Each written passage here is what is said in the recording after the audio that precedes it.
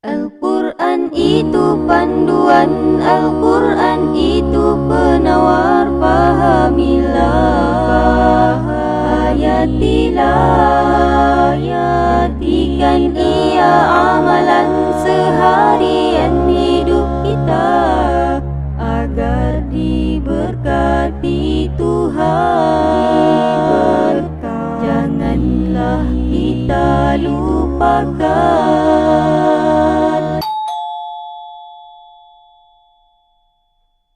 Jadi kita nak kita nak tengok soalan di Facebook ni. Okey, saya ada dapat satu soalan daripada saudara Ahmad Daniel. Tadi bila Cik Man tadi sebut Cik Man tentang penganugerahan solat 5 waktu tu kan Cik Man. Jadi ada soalan daripada saudara Ahmad Daniel. Dia tanya, bagaimana nak hargai ibadat solat? Mungkin Cik Man boleh jawab, silakan. Okey, bismillahirrahmanirrahim. Terima kasih kepada Ahmad Daniel. Soalan yang diberikan bagaimana nak menghargai ibadat solat. Satu ayat Quran yang disebut oleh Allah Subhanahu Wa Taala di dalam Al-Quran, a'udzubillahi minasyaitonirrajim,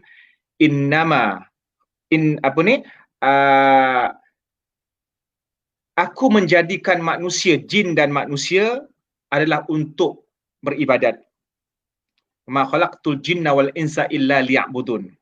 Tidak aku jadikan jin dan manusia kecuali untuk beribadat. Ibadat ini luas. Seluruh kehidupan kita ibadat. Kita masak nasi untuk suami pun ibadat. Suami cari nafkah pun ibadat. Tetapi dalam banyak-banyak ibadat ini, ibadat yang paling agung sekali ialah apabila kita sudi untuk meletakkan diri kita paling rendah. Yang selama ni kita tinggi. Kita pergi pejabat, kepala kita tinggi. Masa masak, kepala kita tinggi. Waktu kita pakai pakaian yang hebat-hebat, kepala kita tinggi. Kita berdirilah kan. Mungkin kita mendongak nak menunjukkan yang kita ni hebat. Tetapi dalam banyak-banyak aktiviti harian yang kita lakukan, ada satu momen dan ada satu perbuatan yang kepala kita lebih rendah. Paling rendah. Sama. Maknanya kita letakkan di atas lantai di tempat orang memijak dengan kaki. Bahkan lebih rendah daripada punggung. Punggung ni orang tak suka. Kan? Orang tak suka sebab punggung ni tempat keluar kita nak buang air besar apa semua, nak buang air kecil. Kan? Kita rasa macam kotor. Tapi ada satu momen kepala kita letakkan lebih rendah daripada punggung. Dan waktu itu benar-benar kita mengabdikan diri pada zat yang Maha Agung, zat yang hanya dia sahaja yang layak dianggap sebagai Tuhan, iaitu Allah.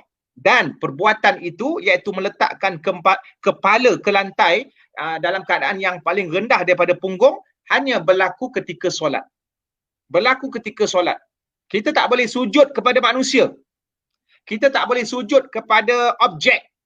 Tak boleh sujud kepada pokok. Kita hanya dibenarkan sujud kepada Allah. Lainlah kalau macam kisah malaikat tu cerita lain. Itu Allah membenarkan malaikat. Allah memang memerintahkan malaikat untuk sujud kepada Nabi Adam. Tapi bukan sujud sembah. Sujud penghormatan. Tapi sujud untuk menyembah. Dan perbuatan sujud itu simbolik kepada pengabdian. Hanya boleh dilakukan kepada Allah dengan cara yang Allah nak, iaitu sembahyang. Dia tak ada lagi ibadat lain yang sama seperti semayang yang kita nak sujud. Contoh kita kata, saya ada satu ibadah yang saya sujud selain daripada sembahyang. Tak boleh, tak ada. Kecuali Allah. Sebab tu Allah mensyariatkan sembahyang dan Allah mensyariatkan sujud sejadah. Sujud tilawah. Yang tu boleh. Itu daripada Allah. Bab-bab ibadah yang khusus ni bukan kita memandai-mandai nak modify ataupun kita memandai-mandai nak buat sendiri. Semuanya daripada Allah. Sebab tu ulama' kata, al-aslu fil ibadah at-tahrim ataupun at-tawaqquf. Asal hukum bagi ibadat yang khusus, asal hukumnya adalah haram.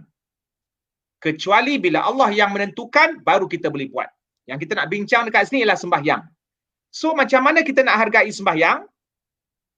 Tuan-tuan dan perempuan pendengar semua, kita ni kalau ada kekasih, kita sudah pastilah nak melaksanakan perkara yang paling membuatkan dia gembira dan suka kita. Kalau lelaki lah, macam apa perbuatan dia, Ustazah Hidayu apa perbuatan seorang lelaki, perempuan ni nak makwa dia buat apa sampai makwa dia gembira, Ustazah Hidayu? Agak-agaknya makwa dia nak power dia buat bagi bunga ke? Bagi bunga kan, bagi pisang kan macam beruk pula. Bagi bunga lah bagi bunga. Bagi bunga lah. Bagi bunga je kan. Bagi apa? Bagi bunga ke bagi coklat ke macam mana? Bagi bunga. Perempuan kalau tak bunga coklat, kalau tak coklat betul. bunga. Kalau dua-dua tak ada, ambil je lah mana-mana nak patung. Jadi itu benda yang bila kita buat, perempuan suka. Perempuan sangat suka. Begitu juga lelaki, seorang suami, apa benda yang isterinya buat yang dia paling suka, mungkin memasak ke, mungkin dia buatlah apa-apa yang mak bapak kita, apa benda yang bila anak-anak buat mak bapak suka, menunjukkan keputusan cemerlang. Baik, Allah Subhanahu Wa Taala ada perbuatan daripada hambanya yang bila hambanya buat, Allah suka. Nah, kalau kita sanggup untuk menggembirakan makhluk, suami kita, isteri kita, mak ayah kita, maka kita mesti sangat-sangat sanggup untuk menjadikan Allah gembira ataupun Allah redha. Sebenarnya Allah tak perlukan sembahyang kita pun. Allah tak perlukan sembahyang kita pun. Kalau kita tak sembahyang, Allah tak rugi pun. Dan kalau kita sembahyang pun Allah tak untung. Sebab Allah itu memang sudah mulia dengan zatnya sendiri. Sebenarnya Allah suruh kita sembahyang ni untuk diri kita. Tapi nak katanya, bila kita sembahyang tu Allah redha, Allah makin sayang. Dan Allah sayang tu pun bukannya untuk zat dia. Bukannya bila kita tak sembahyang Allah jadi sedih, tak. Tapi Allah sayang tu kembali balik untuk kepentingan kita. Sebagai kunci syurga. Sembahyang adalah pemberian daripada Allah. Kekasih sejati, kekasih yang paling agung. Tidak ada kekasih tertinggi bagi kita kecuali Allah. Sebab tu ketika Nabi Muhammad SAW wafat, ketika nazak baginda menyebut firrafiqil a'la, iaitu menuju kepada teman yang maha tinggi. Itu cara kita mesti letak mindset. Tapi sekarang ni Ustazah Hidayu dan semua bila sebut aja pasal semayang, kenapa kau semayang? Oh, aku semayang, mak ayah aku suruh, terpaksalah. Ataupun yang duduk asrama, kenapa kau semayang? Sebab warden dah menjerit-jerit, terpaksalah semayang. Ada pula, kenapa kau semayang? Kewajipan. Betul lah semayang kewajipan. Tapi seolah-olah kita menganggap semayang itu satu bebanan yang menyusahkan. Tapi kalaulah kita melihat bahawa sembahyang itu merupakan hadiah, merupakan anugerah dan merupakan pintu untuk kita mendapat kesejahteraan dan mendapat keredaan Allah, sudah pasti kita akan menghargainya dan kita akan menjadi orang yang awal datang saf yang pertama ketika azan berkumandang. Bukannya kita semayang di akhir waktu dengan hashtag, alah asalkan aku semayang. Tak kisahlah semayang Zuhur pukul berapa? Pukul 4.30. Kenapa semayang lewat? Asalkan aku semayang. Kan? Asalkan aku semayang. Kita tak nak hashtag asalkan aku semayang. Kita nak hashtag asalkan aku masuk syurga. Sebab bila kita letak hashtag asalkan aku semayang, dekat-dekat nak habis Zuhur, baru semayang Zuhur. Tapi kalau kita tukar hashtag asalkan aku masuk syurga, sebelum azan Zuhur dah tunggu Zuhur. Wallahualam. Ada orang tanya macam mana cara nak khusyuk dalam solat. Macam mana nak khusyuk dalam solat? Mungkin Cik Man boleh jawab yang tu dulu, Cik Man. Okey. Belum kita nak tengok TikTok. Cik Man ingat salah dengar tadi, ingat kan TikTok. Rupanya TikTok. Itulah. TikTok. Baik. Silakan, baik. Macam mana nak khusyuk di dalam solat? Cerita tentang khusyuk ni Allah sebut pasal ciri-ciri orang beriman dalam surah Al-Mu'minun ayat yang kedua. Ciri yang pertama, a'udzubillahi minasyaitonirrajim, qad aflahal mu'minun alladzina hum fi salatihim khashi'un. Berjayalah orang yang beriman itu. Yang pertama cirinya ialah yang khusyuk di dalam solat.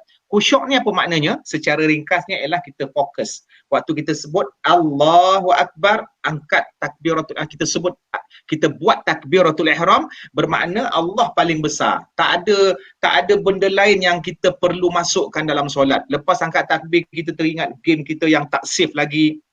Kita teringatkan api dekat dapur dah tutup ke belum waktu masak nasi. Kita teringat kita punya homework sekolah. Kita teringat kita punya geng-geng futsal dah lama tunggu. Tak ada. Bila kita sebut Allahu Akbar, maka yang lain, hal-hal keduniaan semua telah jahanam dan semuanya kita letak tepi dahulu. Itu maknanya khusyuk kita hanya fokuskan pada benda yang contoh macam orang main game. Tengok budak-budak ni main game, kalau ada orang ganggu, setengah daripada budak-budak ni yang main game, kalau ada yang ganggu memang keluar caci maki dengan carut. Khusyuk betul, dia tak nak orang lain ganggu. So buat sama yang apa yang kita hayati ketika buat main game tu ataupun kerja-kerja dunia yang kita tak nak orang lain ganggu tu, kita buat sama macam ketika kita sedang bersolat, bahkan lebih lagi. Baik, itu yang pertama. Yang kedua, Cik Man boleh bagi tips tapi yang lain boleh carilah. Okey, yang pertamanya perbaiki niat. Kita kadang-kadang yang tak khusyuk tu sebab kita semayang untuk orang. Kenapa kau semayang? Mak abah suruh lah, memekak lawan tu tukang kena bising. Ataupun yang duduk asrama, warden suruh. Jadi niat kita kerana manusia, kerana warden, kerana mak ayah, kerana orang yang suruh kita semayang. Jadi kita nak khusyuk, kita nak seronok semayang, kita sendiri nak. Kalau orang tak suruh, kita memang nak, kita memang tunggu. Innamal a'malu binniyat. Perbaikilah niat. Sesungguhnya setiap amalan itu bermula dengan niat, diukur dengan niat. Perbaiki niat. Yang kedua, faham makna bacaan. Faham makna bacaan. Jadi waktu kita baca dalam solat tu, kita tak akan merayau pemikiran kita ke tempat lain kecuali kita telah diikat untuk faham apa yang kita baca. Bismillahirrahmanirrahim. Dengan nama Allah yang Maha Pemurah lagi Maha Penyayang. Alhamdulillahirabbil alamin. Segala puji bagi Allah Tuhan sekalian alam. Ar-Rahmanir-Rahim yang Maha Pemurah lagi Maha Penyayang. Tahiyat akhir pun kita faham apa maksudnya, penghormatan, tasyahud, kemudian mengucap selawat Ibrahimiyah, setiap zikir, setiap kali perbuatan sembahyang, subhana rabbiyal azim, subhana rabbiyal a'la, sami Allahu liman hamidah. Semua ni kita mesti faham makna bacaan, sehingga kan setiap kali kita nak baca zikir-zikir tu, kita akan teringat dalam kepala otak kita, dalam hati kita, maknanya dalam bahasa Melayu. Kalau kita baca surah yang berkaitan dengan neraka, maka kita akan menggigil. Kalau kita baca surah yang berkaitan dengan syurga, kita akan rasa happy. Jadi begitu. Yang ketiga, solat berjemaah. Sekarang ni PKP, dah boleh pergi masjid sebahagian. Yang tak boleh, usahakan jemaah, sama ada di pejabat ataupun di rumah. Maka jemaah itu akan menimbulkan kekuatan, menimbulkan kekuatan kita semua. Kalau sembahyang seorang, syaitan akan ganggu. Syaitan ma'al wahid. Maknanya orang yang suka bersendirian ni dia akan diganggu oleh suara-suara iblis, suara nafsu. Tapi kalau jemaah, maka kekuatan ada dekat situ.